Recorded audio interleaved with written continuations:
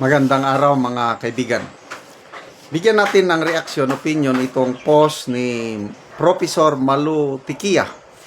Sabi niya, nagulat naman ako kay Representative Rufus Rodriguez.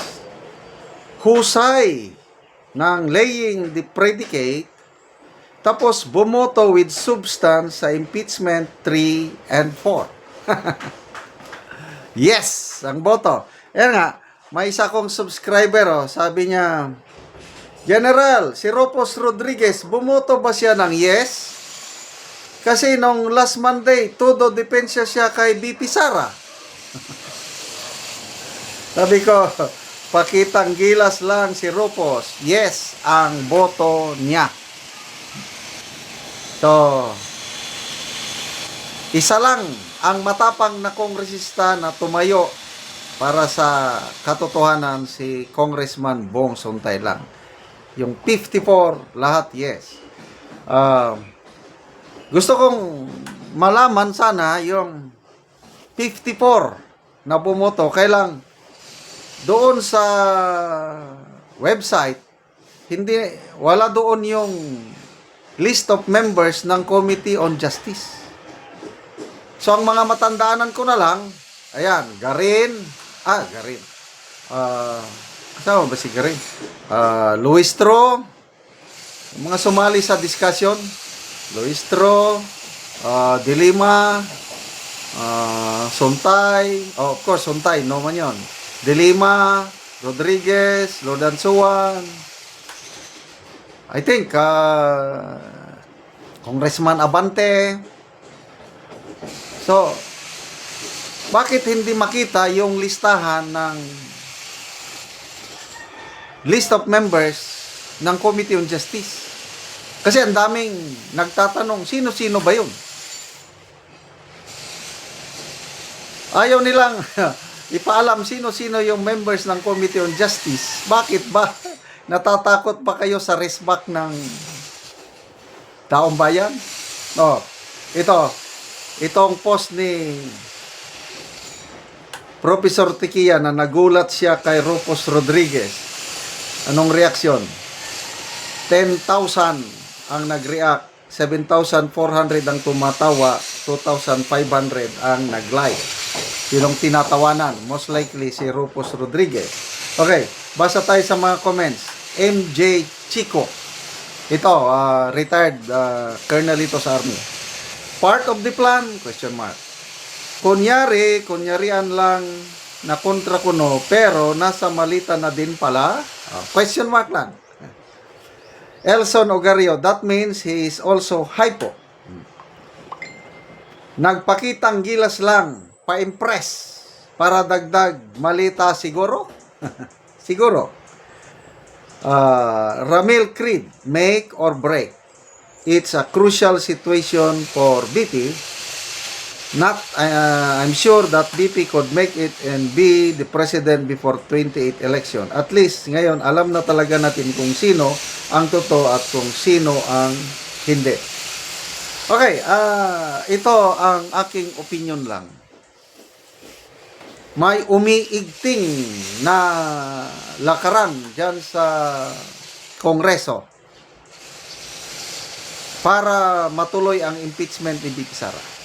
Kasi nung una, maraming alanganin eh. Ngayon, parang determinado na sila. Parang nawala na yung kanilang pag-aalinlangan na re-resbakan sila ni BP Sara.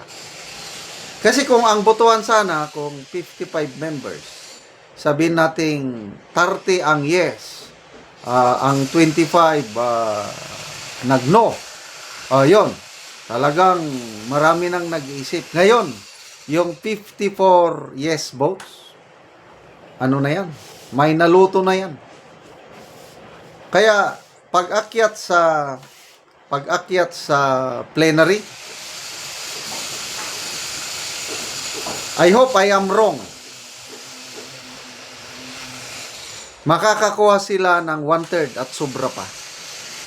Yan na ang aking na nakikita sa ngayon. Yung natatakot sila na resbakan, parang Bahala na, kamwat may. I hope I am wrong, ha. Mai-impeach si BP Sara sa Kamara. Yan ang opinion ko. Kaya lang, ako, kalmado lang. Kalmado lang tayo. Kung sakali man maiakyat sa Senado ang impeachment. Dahil ang Senado hindi nila hawak. What I mean nila, yung mga anti-Duterte. Hindi nila kontrolado ang puso't isipan ng mga senador, yung mas marami. Yung minority 9, intact na yan eh. Pag makaboto sila lahat, I am very sure, acquittal ang iboboto. Now, granting, hindi makaboto si Senator Bato dahil nagtatago, okay lang yan. Granting, yung tatlong kinakasuhan ba? Escudero, Villanueva, and Jinggoy. Granting, makasuhan nila at makulong o something, hindi makaboto, okay lang yun. No problem. Kasi, kahit may nawalang 4 sa minority block, 5 na lang makaboto, ang kwentahin pa rin is 24 senators pa rin. 24 senators. So, 1/3 of 24, 16. Kailangan nila mag-produce ng 16 votes para makonvict si BP Sara. And according to one political strategist na to me, magaling, si Mr. Lito Banayo, hindi sila makakakuha ng 16 conviction votes. And I agree. Kaya, pabayaan nyo na yung mga kongresista na yan. Bantayan na lang po natin sa botohan sa plenary. I hope i-live stream nila. Ang problema, ayaw nilang i-live stream. Sila lang nakakaalam. Kaya hindi natin malalaman sino yung bumoto ng yes or no. Okay, so ito, let the bloodbath begin. Tinanong ng mga reporters, handang-handa na ba si BP Sara? Sagot ni Attorney Poa, yes. Last year pa, handang-handa na. Cool na cool lang siya at hindi siya kinakabahan dyan. Dapat cool na rin tayo mga kapwa ko, DDS. Salamat mga kaibigan sa inyong pagsubaybay sa ating channel. Nakakatulong kayo ng malaki sa tribong Talandig ng Bukidnon dahil ang income natin sa channel na ito is pantulong sa tribo. Namimigay tayo ng libreng yero at pako para makapagpatayo sila ng mas maayos na tirahan. Panoorin nyo ang video na ito. Ani ang natagaan namo og yero, so mag-atop na ni siya karon.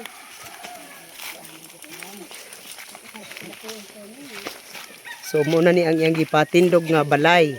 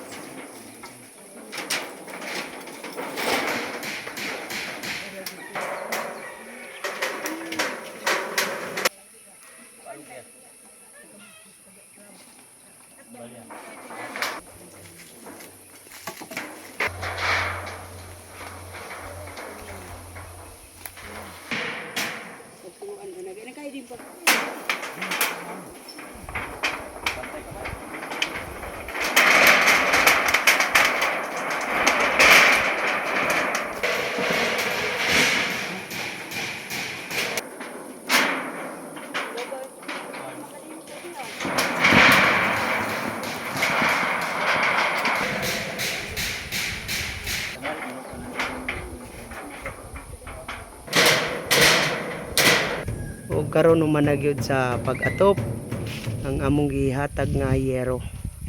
Salamat sa Ginoo sa nagtabang sa sin nga nakabalay na gid ko karon. Oo. Una-una nakigpuyo ra gid ko sa akong ugangan ug karon nakabalay na gid ko. Oo, so pila ka buki mong anak?